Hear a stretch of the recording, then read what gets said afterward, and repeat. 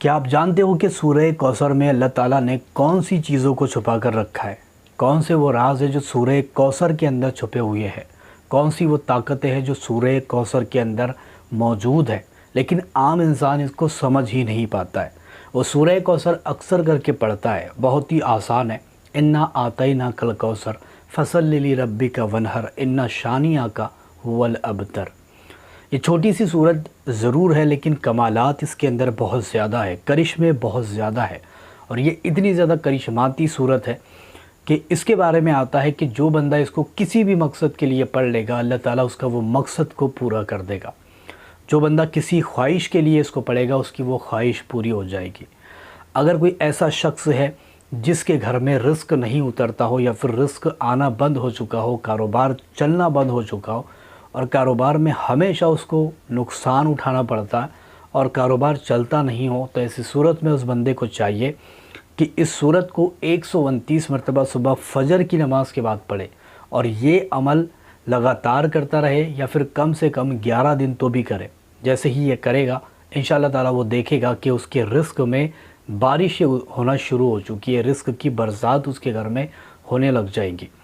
جو بندہ سورہ کوثر کو شہد کے اوپر یا پھر دوائیوں پر یا پھر پانی کے اوپر، پانی یا پھر بارش کا پانی جو بھی ہو اس کے اوپر پڑھ کر دم کر دے اور مریض کو پلا دے، جس کو مطلب لا علاج بیماری ہے، جس کا علاج ہی نہیں ہو سکتا، وہ بیماری والا بندہ بھی اس کے ذریعے سے ٹھیک ہو جائے گا، کیونکہ اتنی ساری شفا اس کے اندر میرے رب نے رکھی ہے۔ اس کے بعد میں اگر کوئی جادو اور جن کا شکار ہو گیا ہے، اس کے اوپر جادو ہو جائے، اس کو پتہ نہیں لگ رہا کیا ہے، کیا ہوا ہے، کیسے کیا، تو اسی صورت میں اس بندے کو چاہیے کہ سورہ کوثر کو ہی پڑھے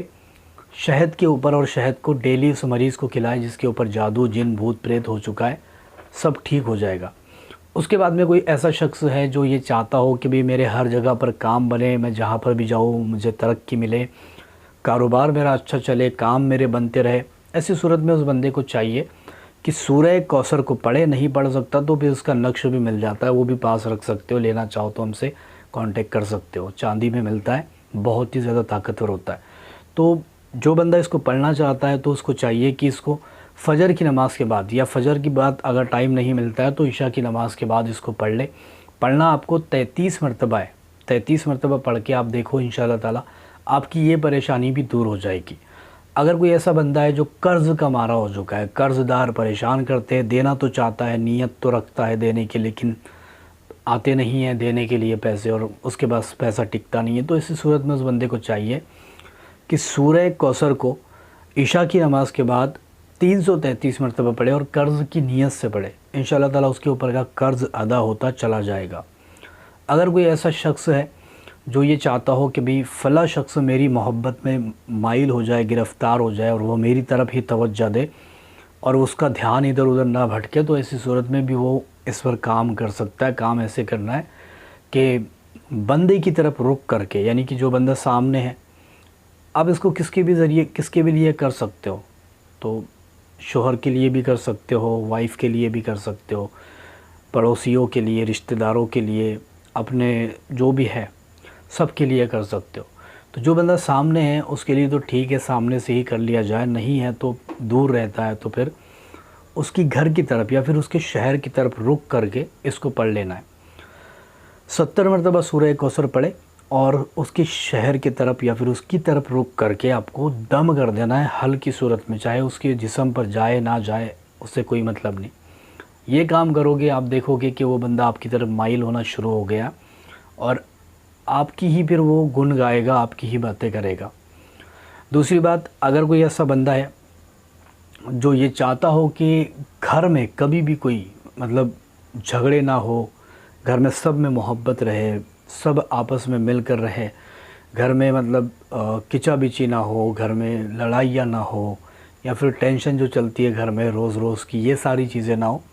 تو شکر لے، تھوڑی سی شکر، اور اس کے اوپر 7 مرتبہ سورہ کوثر پڑھ کر پھونک دے۔ پڑھنے کے بعد اس شکر کو لے جا کر گھر والی شکر میں جس سے چائے بنائی جاتی ہے، پورے کے پورے پریوار پیتا ہے، اس میں جا کر ملا دے۔ جب سب مل کر وہ چائے پئیں گے انشاءاللہ تعالیٰ آپ دیکھو گے اتنی محبت ہوگی کہ کوئی بھی جدا نہیں کر پائے گا، لوگ جلنے لگیں گے اتنی ساری محبت دیکھ کر۔ بہت سارے کرشمے سورہ کوثر میں چھپے ہیں۔ آپ اس کو کسی بھی کام کے لیے پڑھ سکتے ہو اور کسی بھی پریشانی کو ہمیشہ کے لیے دور کر سکتے ہو۔